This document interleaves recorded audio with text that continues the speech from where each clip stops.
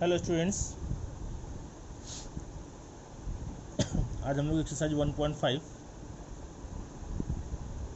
सीखेंगे। एकदम अलग एक्सरसाइज है, कुछ नया सीखने को मिलेगा आपको इसमें। बहुत ही सिंपल भी है, don't worry. Quantifiers and quantified statement. क्या?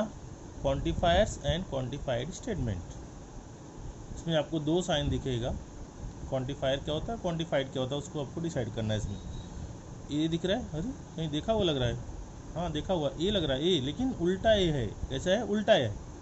इसको हम लोग पढ़ेंगे यूनिवर्सल क्वांटिफायर। क्या पढ़ेंगे इसको? Universal quantifier. इसका मतलब होता है फॉर ऑल वैल्यूज ऑफ, मतलब कोई भी स्टेटमेंट दिया रहेगा, जो भी स्टेटमेंट वहाँ पे दिया रहेगा उसमें हर एक वैल्यू के लिए ऑल स्टेटमेंट, कौन सा भी वैल्यू रखने पर एक सेटिस्फाइड होगा, तब हम लोग इसका यूज़ करेंगे। इसको क्या बोलते हैं? Universal quantifier. ये दिख रहा है? हाँ देखा हुआ है, ई, बट ये उल्टा ई है।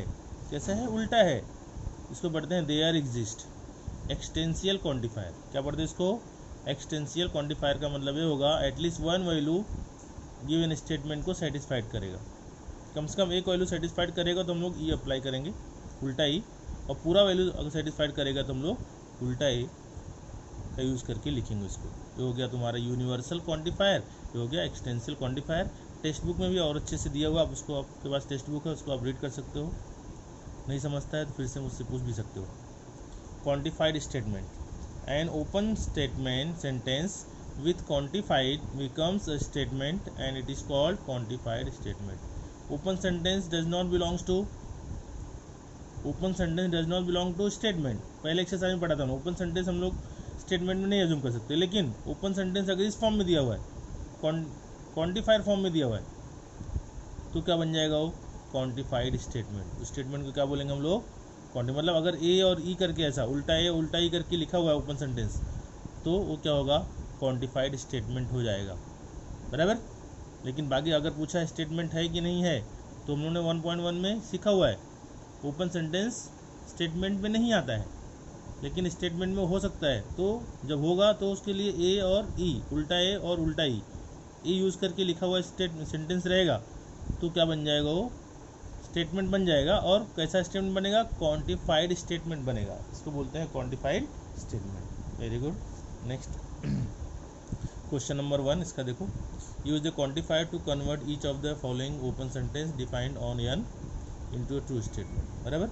एन के लिए आपको लिखना है, डिफाइन क्वांटिफायर फॉर्म में लिखना है, आपको कन्वर्ट करना है उल्टा ए और उल्टा ई, यूनिवर्सल में या फिर एक्सटेंशियल फॉर्म में आपको लिखना है इसको। जिसमें एन क्या है? Natural number. हाँ, नेचुरल नंबर एज्यूम करके सॉल्व करना है सब। नेचुरल नंबर के लिए सब ट्रू होना चाहिए। x² + 3x - 10 = 0, ये आपने ऐसा पहले भी देखा हुआ है। क्वाड्रेटिक क्वेश्चन बोलते हैं इसको। इसको सॉल्व करने का तरीका, -10 का फैक्टर करो, 3 आना चाहिए, तो 5 2 जा 10, 5x 2x लिया, कॉमन लिया, 2 नंबर मिला, x + 5 x - 2, x + 5 = 0, x - 2 = 0, x = -5 और x = कितना होगा? 2। अब यहाँ माइनस में आया, प्लस में आया, लेकिन किसके लिए है?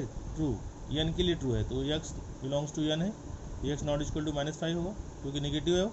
x = कितना होगा? 2। एक ही वैल्यू आया, x का कितना वैल्यू मिला? एक ही वैल्यू 2 मिला है, तो a होगा कि e होगा? a मतलब ढेर सा वैल्यू रहेगा उसके अंदर, सब वैल्यू, कौन सा भी वैल्यू रखने पर सेटिस्फाइड होगा। यहाँ केवल 2 रखने पे दोनों साइड इक्वल होगा। अंडरस्टूड? इसलिए क्या होगा? एक्सटेंशियल। इसलिए एक्सटेंशियल x, यहाँ x लिया तो x, n है तो n, y है तो y लिखने का। एक्सटेंशियल क्यों लिया? क्योंकि एक ही वैल्यू आया है। एक्सटेंशियल x, देख लो, x = 2 है। Existential x belongs to n, ऐसा लिखना है। सच दैट, क्वेश्चन लिखना है 0, it is true statement because, लिखो या सिंस लिखो, since x = 2 belongs to n satisfied the given equation, या सेटिस्फाइड इट लिखो, या फिर सेटिस्फाइड x² + 3x - 10 = 0 लिखो।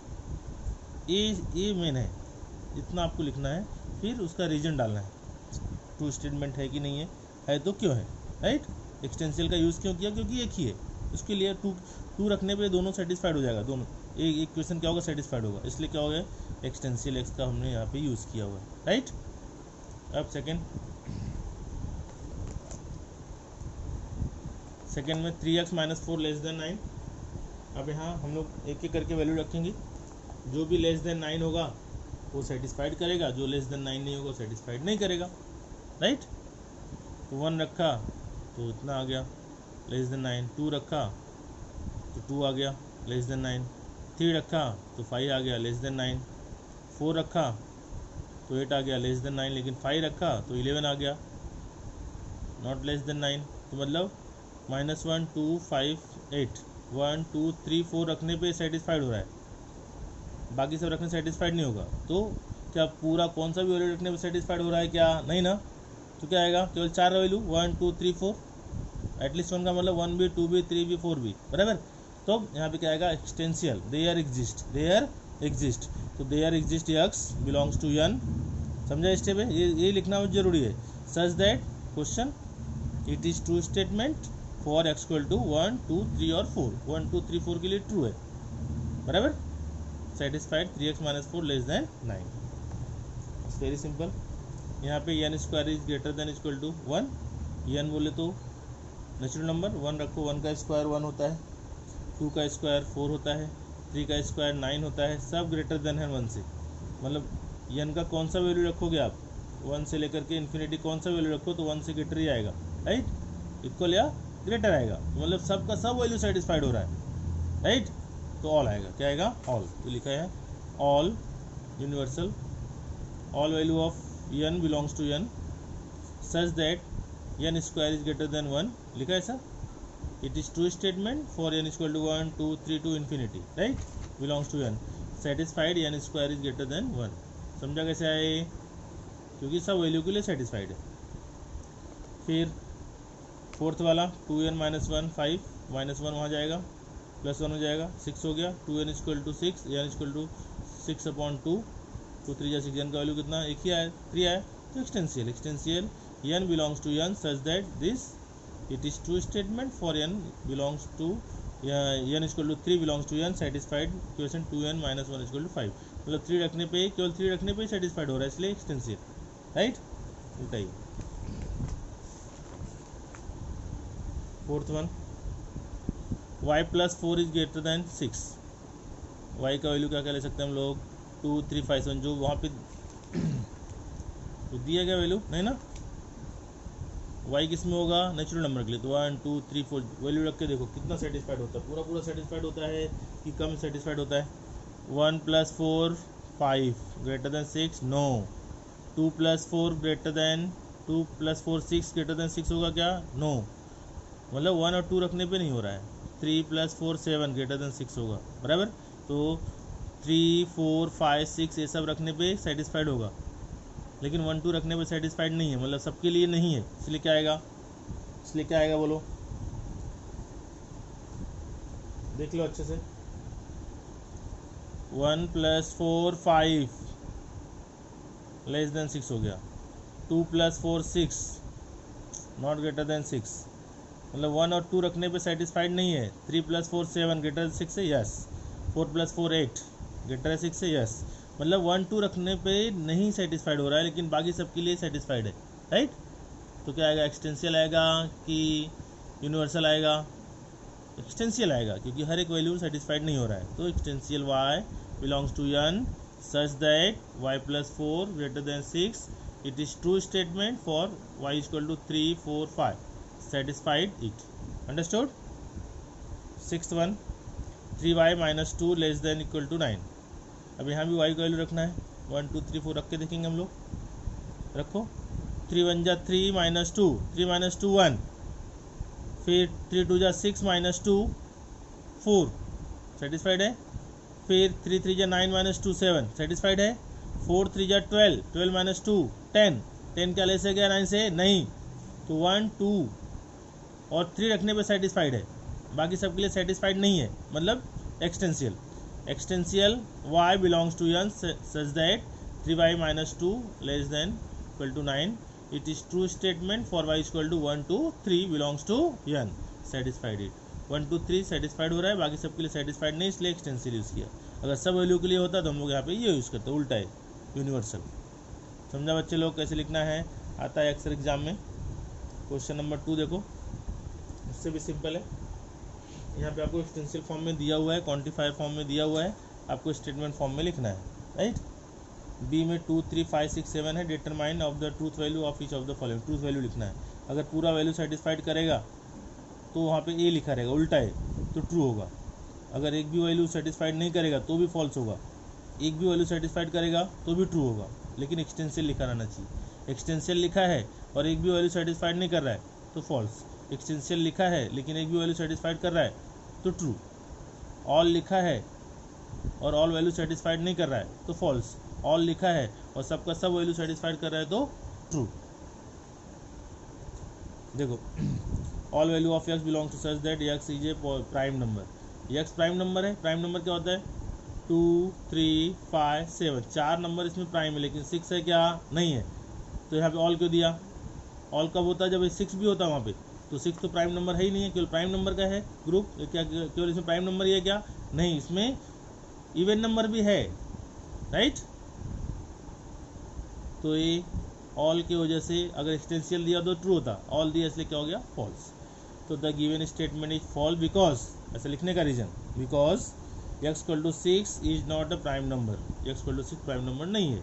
The truth value of given statement is false. समझा।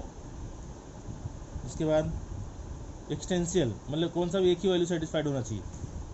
देखते हैं, पहला वैल्यू 2, 2 + 3, 2 + 6 8 ग्रेटर 12 से नहीं, 3 + 6 9 ग्रेटर 12 से नहीं, 5 + 6 ग्रेटर 9 से, 5 + 6 11 ग्रेटर क्या 12 से नहीं, फिर 6 + 6 ग्रेटर क्या 12 से नहीं, 7 + 6 13, यस, एक वैल्यू सेटिस्फाइड हो रहा है, मतलब एक्सटेंशियल चलेगा, एक्सटेंशियल चलेगा। तो given statement is true. True क्यों हुआ, क्योंकि 7 रखने पे सेटिस्फाइड हो रहा है, 7 + 6 13 होता है, 13 इज ऑलवेज ग्रेटर देन 12, इसलिए एक्सटेंशियल लिखा है मतलब ट्रू है। The given statement is true for n = 7 so that the truth value is true. समझा बच्चे लोग। 3 क्वेश्चन और बचा वो लास्ट का, देख लो। Existential n belongs to B such that 2n + 2 is less than 4, मतलब कौन सा भी एक वैल्यू सेटिस्फाइड करेगा तो ट्रू होगा, नहीं तो फॉल्स होगा। तो रख के देखते हैं, पहला 2 था तो 2 + बी में देखो पहला 2 है तो 2 + 2, 2 + 2 कितना होता है 4, 4 + 2 6, 6 का 4 से लेस होगा क्या, नहीं, मतलब 2 रखने पे नहीं तो 3 4 5 6 रखने पे भी नहीं होगा सेटिस्फाइड, मतलब एक भी वैल्यू सेटिस्फाइड नहीं हो रहा है, यहाँ पे एक्सटेंशियल का मतलब रॉन्ग हो गया। The given statement is false because B does not have any values we satisfied the given state. B में कौन कौन सा नंबर है, 2 है, 3 है, 5 है, 6 है, 7 है, इस सब वैल्यू रख के चेक करने का, अगर एक भी वैल्यू हुआ तो ट्रू हो जाएगा और नहीं होता है तो फॉल्स हो जाएगा। तो यहाँ एक भी वैल्यू रखने में सेटिस्फाइड नहीं हो रहा है, मतलब क्या हो गया, फॉल्स हो गया, इसलिए लिखा the given statement is false because B does not have any value we satisfied the given statement. Understood, the truth value is. Now fourth one, all दिया है, मतलब ऑल के लिए सेटिस्फाइड होना चाहिए, such that y² is negative number. Negative number, B में negative number एक भी नहीं है, बी में एक भी नेगेटिव नंबर नहीं है, सब पॉजिटिव नंबर है। The given statement is false because B does not have any value we satisfied the given statement, एक भी वैल्यू नहीं है उसके अंदर negative, such that y² is negative, y² is negative. अब 2 का स्क्वायर करने पे नेगेटिव आया क्या, नहीं, 3 का स्क्वायर करने पे नेगेटिव आया क्या, नहीं, 4 का 6 का करने पे आया क्या, नहीं, 7 का करने पे आया क्या, नहीं, सब ग्रेटर आ रहा है, सब पॉजिटिव नंबर आ रहा है, यहाँ पे दिया नेगेटिव आना चाहिए, आएगा क्या एक भी नहीं। The given statement fall because B does not have any values we satisfied the given statement, तो एक भी वैल्यू नहीं है जो स्टेटमेंट को सेटिस्फाइड करता है, इसलिए the truth value is false. The given statement false तो ट्रूथ वैल्यू भी क्या हो गया, फॉल्स। लास्ट वन देखो, ऑल दिया यहाँ पे, ऑल मतलब पूरा सेटिस्फाइड होना चाहिए। तो पहले 2 - 5 कितना आएगा, 2 - 5, 2 - 5 - 3 बिलोंग्स टू n है क्या, नहीं, n तो नेचुरल नंबर है, नहीं हुआ, पहला ही रॉन्ग हो गया। फिर यहाँ दिया ऑल, यहाँ दिया ऑल, तो ऑल होना चाहिए, तो पहला ही नंबर नेगेटिव आ जा रहा है, पहले ही सेटिस्फाइड नहीं हो रहा है, मतलब क्या हो गया, false. The given statement is false because all value of B not satisfied the given condition. B में कितना वैल्यू है, 2 है, 3 है, 5 है, 6 है, 7 है, 2 3 5 6 7, ये पूरा का पूरा वैल्यू पहला वैल्यू रखने पे से नॉट सेटिस्फाइड हो रहा है, तो बाकी रखने पे भी नहीं होगा। मतलब यहाँ पे ऑल दिया है, अगर एक भी सेटिस्फाइड नहीं हो रहा है मतलब ऑल रॉन्ग दे दिया। इसका मतलब ऑल का मतलब ये होता है कि पूरा वैल्यू सेटिस्फाइड होना चाहिए, यहाँ तो एक पहला वैल्यू ही सेटिस्फाइड नहीं हो रहा है, तो ऑल देना क्या है, गलत है। इसलिए the given statement is false because all value of B not satisfied given condition. Understood. तो बच्चे लोग 50% of first chapter will be completed, complete हो गया है। 50% आर रिमेनिंग, 50% बचा हुआ है, उसको हम लोग आगे नेक्स्ट वीक तक ख़त्म कर देंगे। तब तक 1.5 1.4 का वीडियो मैं आपको सेंड करता हूँ, उसको आप सॉल्व करते रहो और मुझे भेजते रहो।